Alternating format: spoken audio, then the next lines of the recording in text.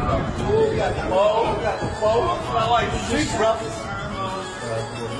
We got flip over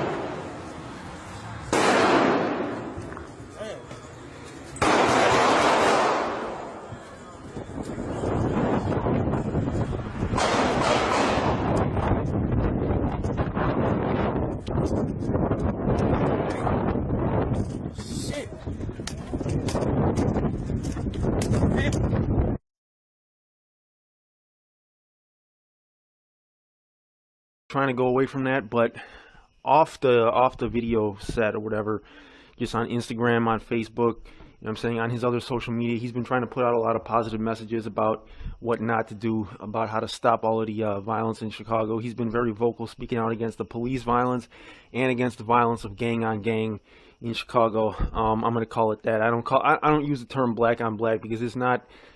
That's an inaccurate term. They're not killing each other because they're black. They're killing each other because they got some type of hood beef or revenge or something like that. So I call it gang on gang because that's actually what it is. But he's been very vocal speaking out against that.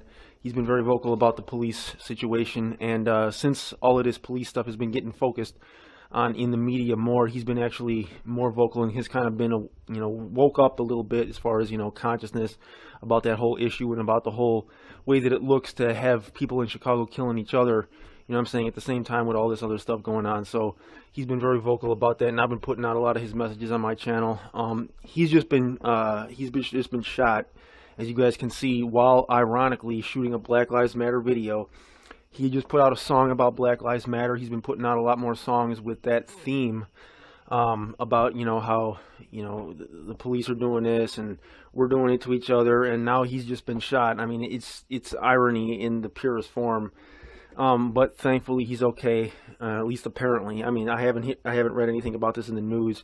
But he just put this video out there of him going to the hospital, just being shot, and he was talking about how he had just gotten shot, taking a bullet on Instagram. Now, who shot him? We don't know, but everybody knows who FBG's enemies are. That's one of the most well-known beefs, one of the most well-known gang beefs in Chicago. Those GDs down there. He's from Skeezy World. I think 73rd and Ada, I think, is their neighborhood, but he hangs out with Tukaville.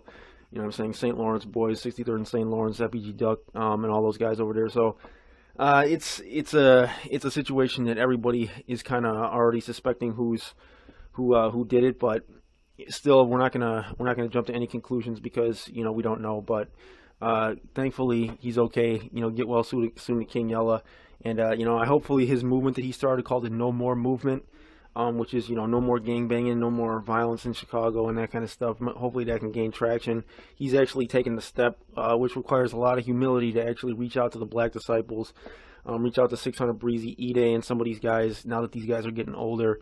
And it's actually, he's actually made contact with some of these guys and had some constructive conversations, but we'll see where it goes. It's a gargantuan task, to stop something like that.